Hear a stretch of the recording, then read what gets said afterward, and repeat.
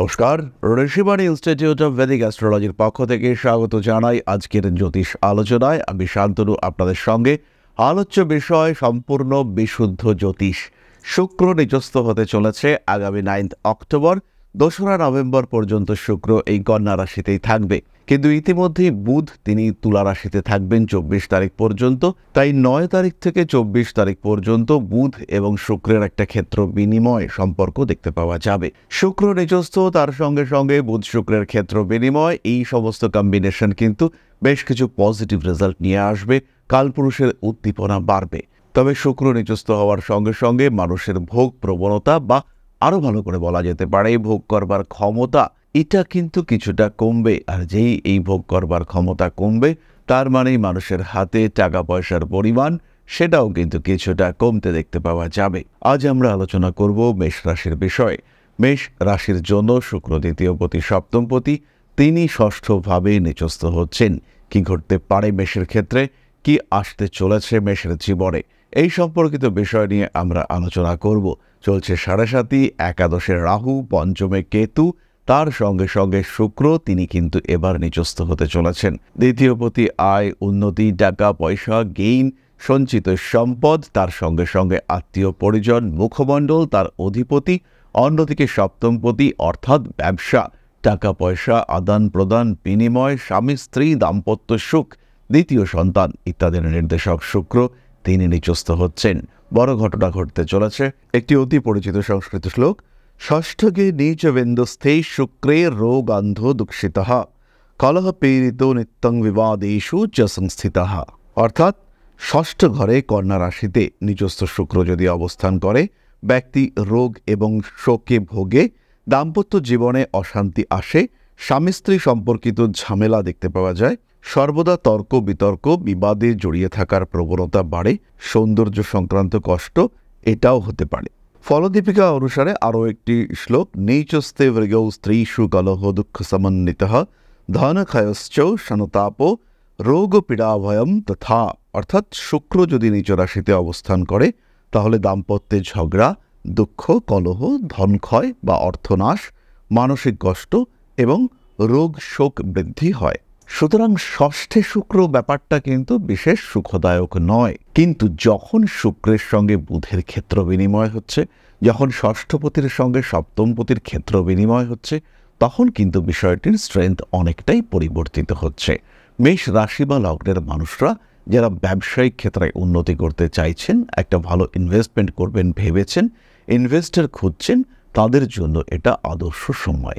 জীবনে এগিয়ে যাওয়ার জন্য, নিজের জন্য একটা আলাদা পথ সৃষ্টি করবার জন্য এটাই সেই আদর্শ সময়, যে সময় আপনি কিছু একটা করতে পারেন। বেশ লড়াই ঝগড়া করে চালিয়ে যাওয়া রিলেশনশিপ, সেখানে কিন্তু এবার কিছুটা শান্তি, স্বস্তি এটা আসতে দেখতে পাওয়া যাবে। ভালো থাকবেন মেষ রাশি বা লগ্নের মানুষরা। এবং আপনি যদি আপনার প্রেমিক কিংবা প্রেমিকাকে প্রপোজ করতে চান, তার জন্য এটা কিন্তু আদর্শ একটা সময়। টাকা পয়সার ক্ষেত্রে চাপ রয়েছে, অকারণ এবং অতিরিক্ত খরচ, এই দুটির উপর নিয়ন্ত্রণ রাখতে না পারলে আপনি কিন্তু সমস্যায় পড়তে চলেছেন। বেড়াতে যাওয়া, ঘুরতে যাওয়া, বিদেশ যাত্রা ইত্যাদির পরিকল্পনা এই সময় করা যেতে পারে।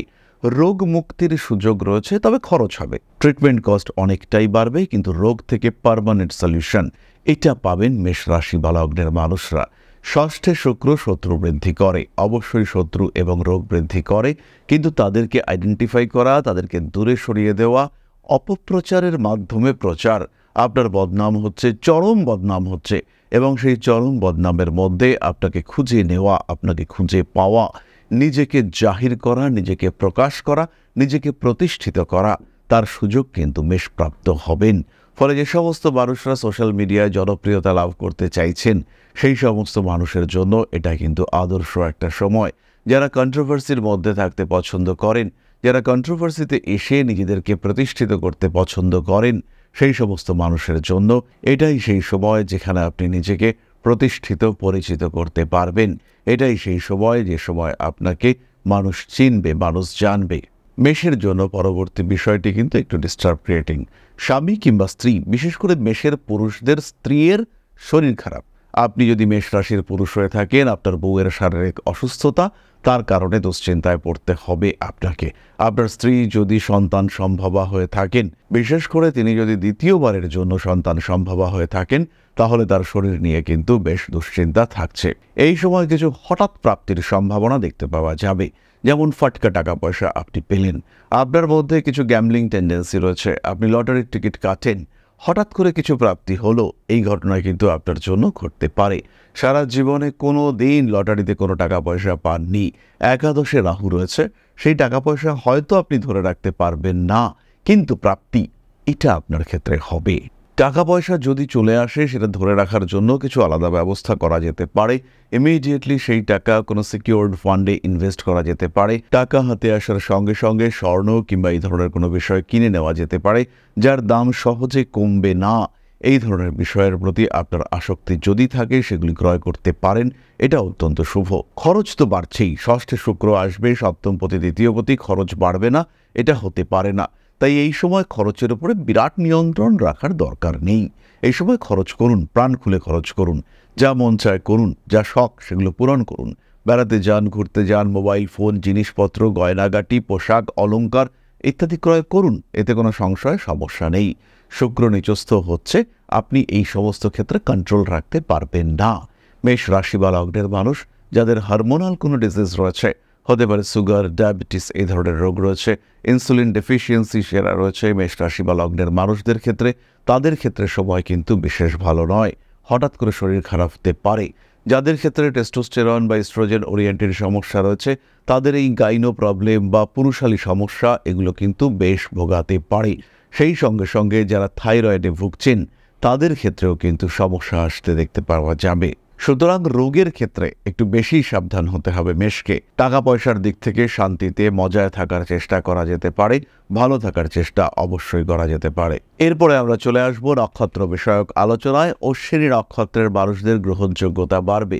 একটু পরিশ্রম করবার জন্য নিজেকে প্রিপেয়ার করুন অশ্বিনী নক্ষত্রের মানুষরা। গোপন জ্ঞান আহরণ করবার প্রতি আপনার যে আগ্রহ, সেটা পরিপূর্ণ হতে চলেছে। বাড়ি পরিবর্তনের চিন্তা চেষ্টা করতে পারেন অশ্বিনী নক্ষত্রের মানুষরা।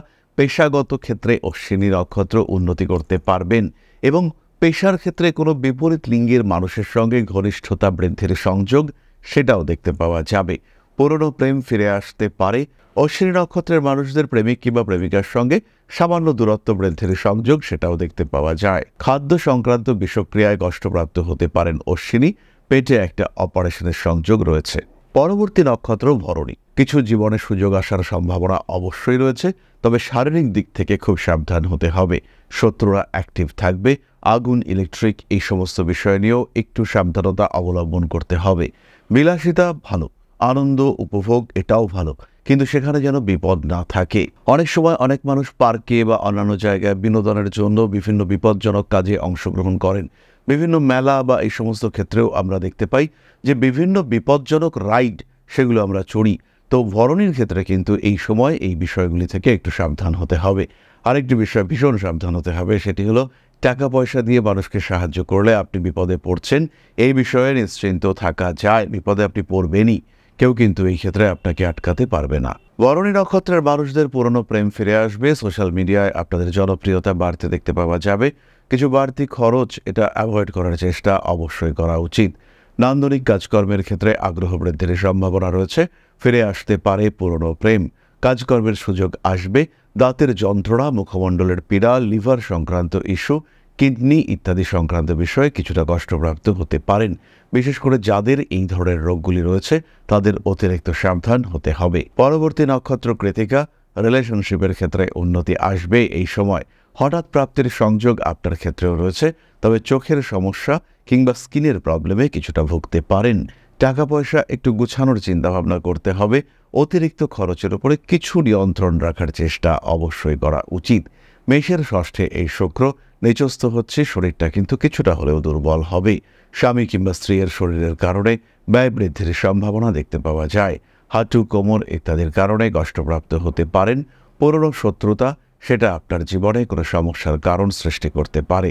আইনি জটিলতা থেকে এড়িয়ে চলার চেষ্টা অবশ্যই করা উচিত। যে কোনো কাজের ক্ষেত্রে গাফিলতি সমস্যা সৃষ্টি করতে পারে। এরপরে আমরা চলে আসব প্রতিকারের আলোচনায়। যাদের জন্মকুণ্ডলিতে মূল কুণ্ডলিতে শুক্র বলবান রয়েছে বা নবাংশ কুণ্ডলিতে বলবান রয়েছে তাদের ক্ষেত্রে এই সময়টা বিরাট কোনো খারাপ নয়।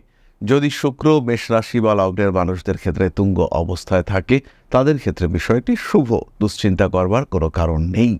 কিন্তু যদি শুক্র বলবান না থাকে, যদি আপনার জন্মকুণ্ডলিতে শুক্র রাহুযুক্ত, রাহুদৃষ্ট ইত্যাদি থাকে, সেই ক্ষেত্রে প্রতিকার লাগবে। আমরা বলবো প্রতিকারের আগে অবশ্যই জ্যোতিষ বিচার করান এবং জন্মকুণ্ডলীর যে সমস্যাগুলি সেগুলিকে ওভারকাম করবার জন্য যতটা সম্ভব প্রচেষ্টা অবশ্যই করুন।